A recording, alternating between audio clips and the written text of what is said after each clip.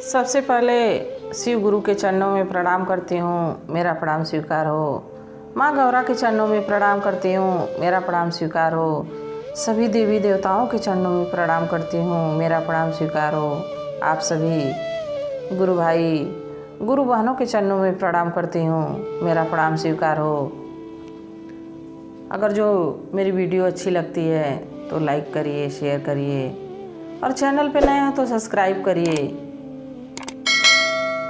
देखिए गुरु भाई गुरु बहनों, भक्ति भाव में जो डूबा रहता है उसकी नैया तो भगवान पार कर देते हैं। तो इसलिए भक्ति भाव में रहना ही जरूरी है, क्योंकि कलयुग है, घोर कलयुग चल रहा है। इसमें कि कोई किसी को पहचान नहीं रहा है। तो इसलिए भगवान को अपनाइए, शिव गुरु को अपनाइए। भगवान के शरण में जाने से मुक्ति मिल जाएगी और इधर उधर भटकने से, मन को भटकाने से आपको नुकसान ही होगा। आत्मा भटकेगी। तो अगर जो मुक्ति पानी है तो भगवान को याद करिए, भगवान की आराधना करिए, भगवान की पूजा करिए। और इस समय कार्तिक का महीना चल रहा है, तो कार्तिक के महीने में गुरु बहना जो है तुलसी माता को जल देती हैं, पूजा पाठ करती हैं। देखिए, गाय को चारा खिलाइए, किसी पे गुस्सा मत दिखाइए, सबसे नरम भाव से बोलिए। देखिए, धन के अभाव में जीने से बढ़िया है कि भक्ति के प्रभाव में जी लीजिए, तो जीवन की नैया तो पार होनी ही है। पानी में डूबेंगे तो मरना निश्चित है,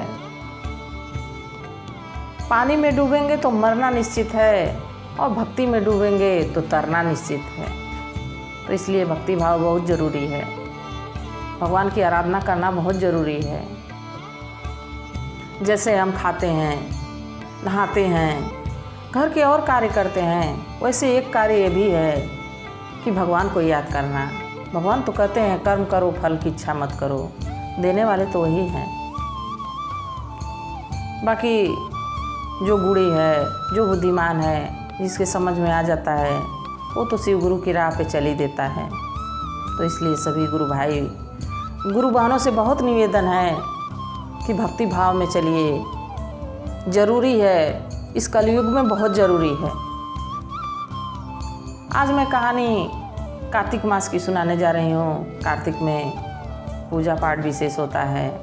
माताएं बहनें विशेष रूप से तुलसी माता की पूजा करती हैं।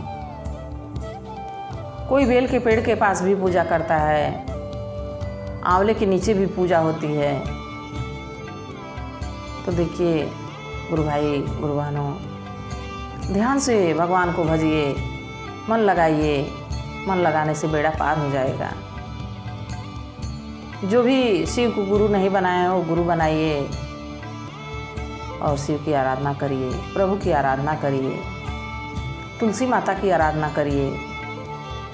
आज मैं तुलसी माता की एक कहानी सुना रही हूँ, गंगा स्नान की एक कहानी सुना रही हूँ। कहानी बड़ी रोचक है। और तब कुछ समय पहले क्या होता था, कैसे होता था, तब भी लोग पूजा पाठ करते थे। अब तो इतना पढ़ लिख लोग गए हैं, पहले के ज़माने में इतनी शिक्षा नहीं थी, फिर भी लोग इसी में नेक विचार के रहते थे, भगवान को मानने वाले रहते थे, और इसी में दुष्ट विचार के भी लोग रहते थे, जैसे आज हैं। आज के ज़माने में भी दोनों तरह के लोग मिलेंगे, कोई अच्छा मिलेगा तो कोई बुरा मिलेगा। अगर जो पुण्य है तो पाप भी है, और पाप है तो पुण्य भी है। इसलिए दोनों चीज़ें, जैसे दिन है और रात है, वैसे दोनों चीज़ें चलती रहती हैं, सुख दुख है। एक सेठ थे, सेठ के एक बेटा था। बेटा भी बहुत धर्मात्मा था, सेठ जी भी बहुत धर्मात्मा थे। धन दौलत तो बहुत भगवान दिए थे। वो लोग भगवान विष्णु, भगवान शिव, ब्रह्मा जी, गणेश भगवान, माता रानी के उपासक थे। बड़े भक्ति भाव से भगवान को भजते थे। और बड़ा सुखी परिवार था। तो उनका बेटा जब बड़ा हो गया तो एक सुंदर सी लड़की देखे और अपने बेटे की शादी कर दी। बहू भी आई तो बहुत धर्मात्मा आई। देखिए अगले जन्म में हम कौन सा पाप किए कि इस जन्म में भोगते हैं। वो जरूर कुछ अगले जन्म में अच्छा किए रहे होंगे कि बेटा भी धर्मात्मा, बहू भी आई वो भी धर्मात्मा। जिस घर में पूरा परिवार पूरी फैमिली धर्मात्मा हो, नेक विचार की हो, तो घर तो स्वर्ग हो जाए। धरती पे ही स्वर्ग का आनंद मिलेगा। धरती पे ही स्वर्ग का आनंद मिलता है। मरने के बाद ना आप देखेंगे ना हम देखेंगे कि हम कहाँ जा रहे हैं। बाकी स्वर्ग तो यहीं पे है। अगर जो स्वर्ग बनाए तो घर ही स्वर्ग है। तो जो बहू थी वो भी धर्मात्मा थी। तो कार्तिक का महीना ऐसे ही चलने लगा और वो रोज़ गंगा स्नान के लिए जाती थी। ब्रह्म मुहूर्त में उठ के, सुबह में भोर में उठ के वो गंगा स्नान जाती थी और किसी पुरुष की उस पर नज़र नहीं पड़ती थी। वो ऐसे टाइम में जाती थी 3:30 और 4 के बीच में जाती थी ताकि कोई उसको देखे ना। गंगा नदी पास ही में थी, बगल में थी, कुछ ही दूर पे। अपना जाती स्नान करके चली आती।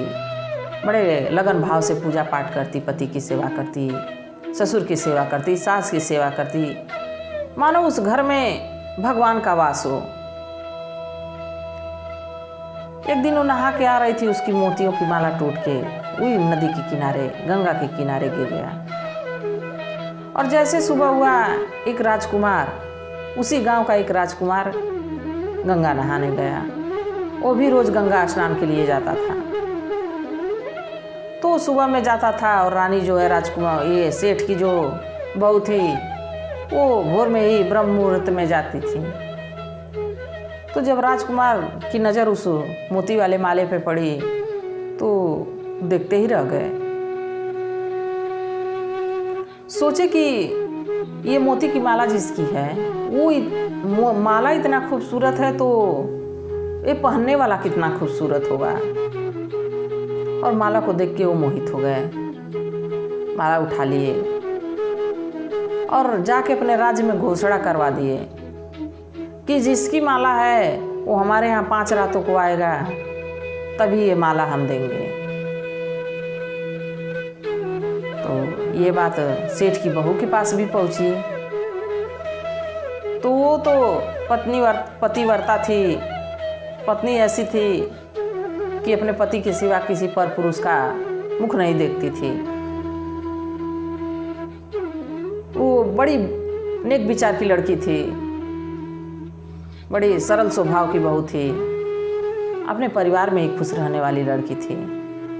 बाकी राजकुमार की जब यह बात सुनी तो उसको थोड़ा सा ठेस पहुंचा, थोड़ी सी तकलीफ हुई कि कितना उदंड विचार का ये मनुष्य है, कितना दुष्ट विचार का ये मनुष्य है। इसको सबक सिखाना बहुत जरूरी है, नहीं तो ये आगे भी किसी के साथ ऐसे ही करेगा। वो बहुत बुद्धिमान औरत थी। तो रात हुई तो भगवान से मनाई, तुलसी माता से मनाई, गंगा मैया से मनाई कि हे प्रभु, हे गंगा मैया, अगर जो मैं अपने पति के सिवा किसी पर पुरुष को देखूं उससे पहले मेरी मृत्यु हो जाए। अगर जो सच्चे मन से मैं आपको भजी हूँ, सच्चे मन से आपका पूजा पाठ की हूँ, सच्चे मन से अपने परिवार की देख रेख की हूँ, तो जब भी मैं जाऊँ उसके पास तो उसको नींद आ गई रहे। जब भी मैं नदी के किनारे जाऊँ तो उसको नींद आ जाए राजकुमार को।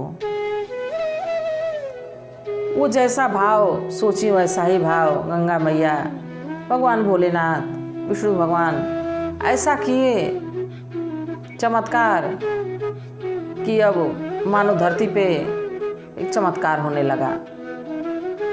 जब वो सेठ की बहू अगले दिन भोर में उठी और गंगा स्नान करने गई तो शाम को ही कहलवा दी थी कि वहाँ पे एक कोई पहरेदार लगा दीजिएगा, तब मैं मिलने आऊँगी। तो राजकुमार एक तोता पिंजड़े में बंद करके उसी पेड़ पे नदी किनारे एक पेड़ था, उसी पेड़ पे टांग दिया। तो जब उठ के राजकुमारी अगले दिन भोर में जब जाती हैं तो देखती हैं कि पिंजड़े में एक तोता टंगा हुआ है, राजकुमार कहीं पता नहीं है। राजकुमार को तो भगवान ऐसी नींद आ गई थी कि उसको पता ही नहीं चला कब सुबह हो रही है, और वो नहा के फिर घर चली आई। राजकुमार आया तो तोते से पूछा कि तोता, क्या वो जिसकी माला है वो लड़की आई थी, वो औरत आई थी? तोता कहा हाँ। फिर अगले दिन भी ऐसा ही हुआ।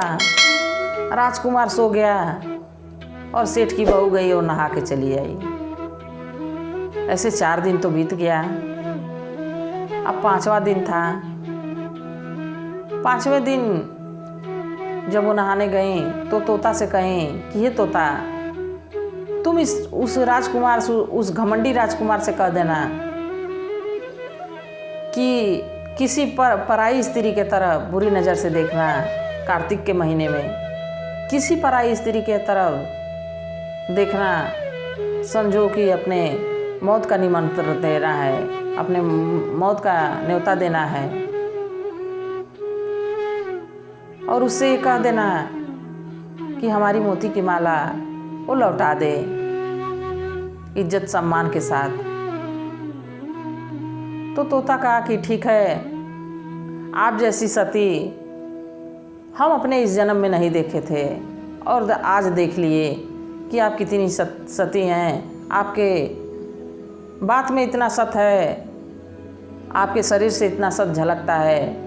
वो तो पापी आपको देख के ही जल जाता, बाकी ये तो प्रभु आपकी लाज रख लिए। और रानी फिर वो सेठ की बहू नहाई और नहा के चली गई घर तो चली गई। जैसे सुबह हुई राजकुमार की नींद खुली, फिर अपना घोड़ा लिए 5वें दिन घोड़ा को लेके जैसे नदी पे गए। तोता से पूछे क्या वो सेठ की बहू आई थी? तोता कहा कि हाँ आई थी, बाकी वो सती औरत है, वो पतिव्रता है, अपने सास ससुर की सेवा करने वाली औरत है, अपने घरों में पूजा पाठ करने वाली औरत है। वो आपके बस की बात नहीं है और उसकी मोतियों की माला आप लौटा दीजिए। तो राजकुमार कहा जब मेरे पास नहीं आई तो मैं क्यों लौटाऊं? वो अपने बात से मुकर गया। वो तो उसी भाव से आई थी कि तुम आओ, बाकी भगवान भोलेनाथ विष्णु जी का उस पर ऐसा प्रभाव हुआ कि सोया ही रह जाता था, तो उसकी लाज तो बचा दिए भगवान। तो जैसे अब वो माला लेके चला गया अपने घर, माला लेके अपने घर चला गया। कुछ समय बीतता रहा और इतना पूजा पाठ हो सेठ की बहू करती थी कि धीरे धीरे उसका असर उसके पे पड़ने लगा। उधर उसका धन दौलत भी कम होने लगा और उसके पूरे शरीर में कोढ़ फूट गया। जब कोढ़ फूट गया तो जो उसके पिता थे राजकुमार के, वो घोषणा करवाए कि जिसके भी वजह से मेरे बेटे का कोढ़ ठीक हो जाएगा, जिसके भी वजह से, जिसके पुण्य प्रताप से इसका कोढ़ ठीक हो जाएगा, मैं उसको आधा राजपाट दे दूंगा। ये बात सेठ के घर भी पहुंची तो सेठ की बहू तो समझ गई कि ये उसके विचारों का प्रभाव है, गलत सोचता है इसलिए उसका प्रभाव है। भगवान भोलेनाथ उससे रुष्ट हैं, विष्णु भगवान उससे रुष्ट हैं। मैं विष्णु भगवान की माँ तुलसी की पूजा कर रही थी और मुझे उस पूजा के बीच में, उस तपस्या के बीच में मुझे छेड़ा, इसलिए उसका प्रभाव है। तो सेठ की बहू कही कि मैं पालकी में बैठ जाती हूँ ससुर जी, अपने ससुर से कही, और मुझे उस राजा के घर लेके चलिए और मेरी पालकी से पर्दा नहीं हटना चाहिए, क्योंकि मैं अपने पति के सिवा, अपने पिता के सिवा, अपने भाई के सिवा मैं किसी पर पुरुष को मुंह ना दिखा सकती हूँ ना देख सकती हूँ।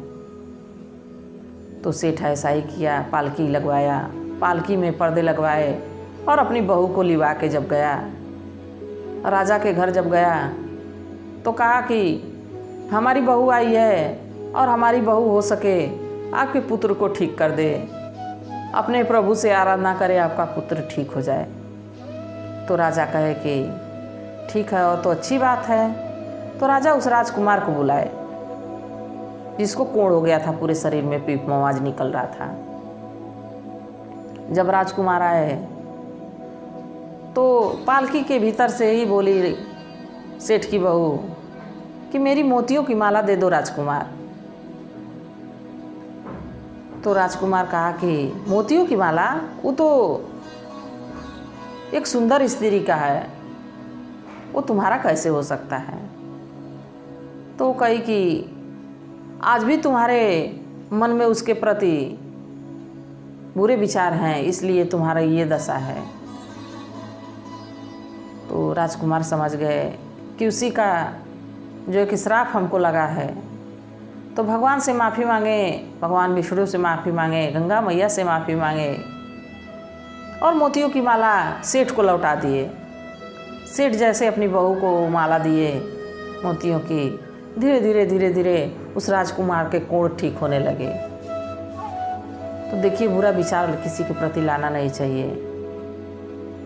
बुराई करो तो अपना ही जीवन नष्ट होता है, अपना ही दुख विपत्ति में घिर जाते हैं अपने ही। तो इससे बढ़िया है कि किसी की शिकायत ना करो, किसी से रूठ के बोलो ना, किसी को चोट ना पहुंचाओ।